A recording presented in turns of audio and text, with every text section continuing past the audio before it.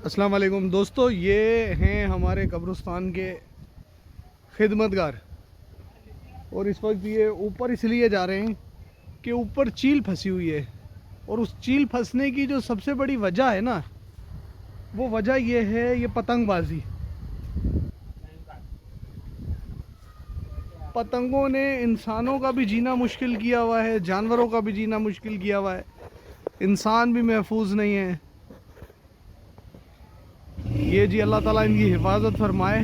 ये हमारे वो हीरो हैं जो छुपे हुए हीरो हैं, जो नज़र नहीं आते। आम रूटीन में लोग इनको बहुत जो है गरीब और कमतर समझते हैं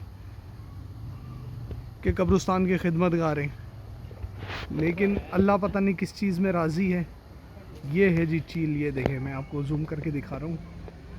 ये फंसी वो बिल्कुल दरख्त के आखिरी शाख के ऊपर है। ये देखिए जी, नज़र आ रहा है आपको? ये रही, ये चील है।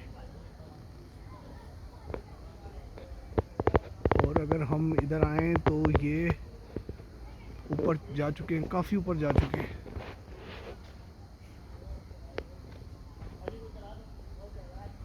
अल्लाह ताला इनकी हिफाजत फरमाए। और ज़ाहिर बात है, इस पे इनको अजर भी मिलेगा, इनको गिफ्ट भी देंगे इंशाल्लाह।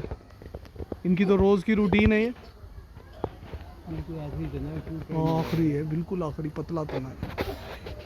वो देखिए जी चील, आपको नज़र आएगी, वो देखिए, वो उनको आज़ाद करवा रहे, आज़ाद करवा दी, हो गई, चली गई। वाह जी वाह, तालियां होनी चाहिए आपके लिए तो। माशाल्लाह, कहाँ चढ़े हुए देखिए जी। अल्लाह ताला इनकी हिफाजत फरमाए। बहुत बड़ी बात है बेज़ुबान को इस तरीके से रिकवर करना।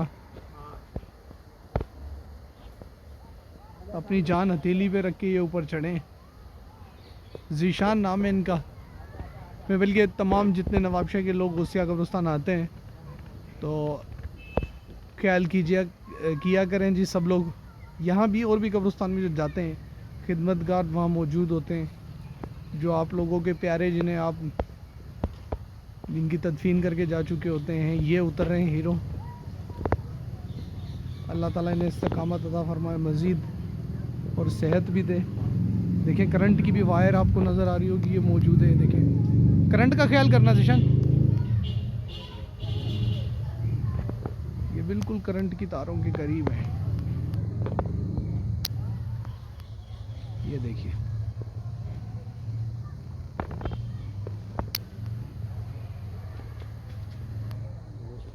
हाँ भाई, बहुत मुश्किल है।